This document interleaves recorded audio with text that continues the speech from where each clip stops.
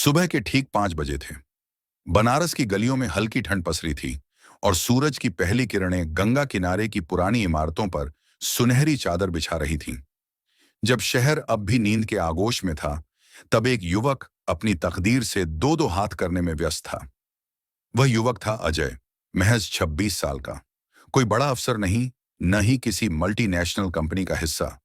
वह तो बस गंगा घाट के पास एक चाय की छोटी दुकान पर बर्तन धो रहा था। उसकी कलाई पर साबुन की झाग लगी थी, चेहरे पर थकान थी, लेकिन आंखों में एक जिद थी, एक उम्मीद थी, जैसे किसी अनकही कसक को सहला रहा हो। भैया, जरा जल्दी हाथ चलाओ, आज फिर देर कर दी। दुकान मालिक की झल्लाई हुई आवाज अजय के ख्यालों को चीरती हुई आई। जी मालिक, अभी करता हूं। अजय ने सिर झुकाया, लेकिन दिल में वह जुनून अब भी सलामत था। यह कोई मामूली संघर्ष नहीं था। यह लड़ाई उस सपने के लिए थी जो उसने अपने लिए नहीं, बल्कि अपनी बचपन की दोस्त स्नेहा के लिए देखा था। स्नेहा और अजय बचपन के साथी, गांव की गलियों में खेलते हुए दोनों ने मिलकर एक सपना बुना था। एक दिन उनकी जिंदगी बदल जाएगी। स्नेहा पढ़ाई में बेहद तेज थी। उसका सपना था अफसर बनना, लेकिन किस्मत के तराजू में गरीबी भारी थी। अजय, मेरा सपना है अफसर बनना, पर किताबें चाहिए, कोचिंग की फीस भी। कैसे होगा ये सब? स्नेहा की आंखों में चिंता थी। अजय ने मुस्कुराकर उसका हाथ थामा।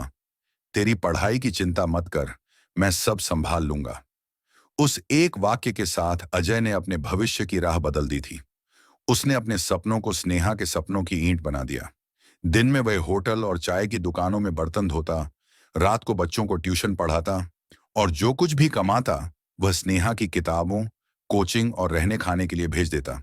गांव के लोग तंज कसते, पढ़ा लिखा होकर बर्तन धोता है, अफसर बनने चला था। लेकिन अजय का सिर कभी झुका नहीं। उसका मकसद साफ था, स्नेहा का सपना उसका सपना था। वक्त बीतता गया, 3 साल, और फिर वह दिन आया जब स्नेहा ने यूपीएससी पास कर लिया। वह अफसर बन गई। अजय की आंखों में आंसू थे, लेकिन होंठों पर मुस्कान थी। मेरी मेहनत रंग लाई, उसने आईने में अपने थके चेहरे को देखकर कहा। उसे क्या पता था, वास्तविक परीक्षा तो अब शुरू होगी। अजय ने सोचा, अब जाकर स्नेहा से मिलेगा, देखेगा कैसे उसका सपना अब सांस ले रहा है। वह दिल्ली पहुंचा, बड़ी उम्मीद से नए कपड़े पहनकर स्नेहा के सरकारी बंगले के बाहर खड़ा हुआ। मैं स्नेहा मैडम से मिलना चाहता हूं। दरबान ने घूर कर देखा। साहब, यहां बड़े बड़े लोग आते हैं, किसी आम आदमी को अंदर जाने की इजाजत नहीं। अजय हक्का बक्का रह गया। पर मैं अजय हूं, उसका दोस्त। दरबान की आंखों में अब भी शक था। अजय ने अपनी जेब से एक पुरानी तस्वीर निकाली, कॉलेज की, जिसमें वह और स्नेहा एक बेंच पर बैठकर भविष्य के सपने देख रहे थे। क्या यह सपना सिर्फ मेरा था? अजय बुदबुदाया। अगले दिन वह किसी तरह स्नेहा के दफ्तर तक पहुंचा। मैडम, कोई अजय नाम का आदमी आपसे मिलने आया है, एक सहायक ने कहा। स्नेहा ने सिर उठाया, कुछ पल को पहचान की झलक, फिर ठंडापन। तुम यहां क्यों आए हो? उसकी आवाज में दूरी थी। बस तुझे बधाई देने आया था, अजय ने धीरे से कहा। तू अफसर बन गई, मेरा सपना पूरा हुआ। स्नेहा की आंखों में अब कोई भाव नहीं था। अजय, अब मेरी दुनिया बदल चुकी है। मैं एक अफसर हूं, मुझे अब तुम्हारी जरूरत नहीं। पर स्नेहा, यह सब तो मैंने तेरे लिए किया था। अजय, स्नेहा ने आंखें फेर लीं। हमारा रिश्ता तब तक था जब तक मैं कमजोर थी। अब मैं आगे बढ़ चुकी हूं, और मैं जल्द ही एक अफसर से शादी करने जा रही हूं। अजय का दिल उसी पल चूर चूर हो गया। वह जिसके लिए उसने अपने सपने कुर्बान कर दिए, आज उसे गैर बना रही थी। दिल्ली की चमकती सड़कों पर अजय का दिल अंधेरे में डूब गया। वह एक चाय के ठेले पर बैठा, कांपते हाथों से कप थामा। चुपचाप, कोई आंसू नहीं गिरा, सब भीतर ही भीतर बह रहा था। उसने खुद को कमरे में बंद कर लिया। कई दिनों तक न कुछ खाया, न किसी से मिला। क्या मैंने सब कुछ गलत इंसान के लिए बर्बाद कर दिया?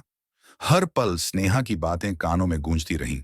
हमारा रिश्ता तब तक था जब तक मैं कमजोर थी। एक रात वह खिड़की के पास बैठा, अंधेरे में कुछ खत्म करने की सोच रहा था, शायद खुद को। तभी दरवाजे पर दस्तक हुई। भैया, दरवाजा खोलो। कौन है? अजय की टूटी आवाज आई।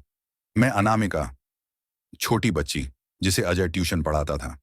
भैया, ये लिफाफा आपके लिए है, मेरी पहली कमाई। पर तुम मुझे क्यों दे रही हो?